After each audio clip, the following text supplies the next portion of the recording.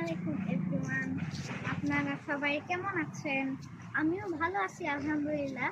আমি দাদু আসায় ছাদে এসে ফুটবল নিয়ে খেলছি।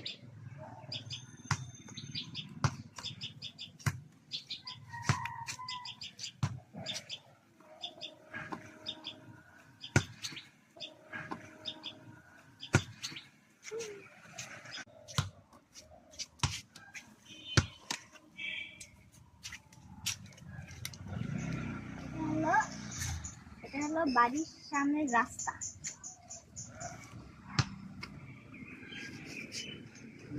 সাইকেল যায়, বাইক যায়, গাড়ি যায়, রিক্সা যায়, অনেক কিছু যায়। আর ওখানে একটা মাঠ আছে, আমি ফুটবল নিয়ে ওখানে নিয়ে যাই ওখানে খেলতে। ওখানে অনেক বাচ্চারা থাকে, ক্রিকেট খেলে, ওখানে ফুটবল খেলে, আর অনেক কিছু খেলে, ভলিবল খেলে।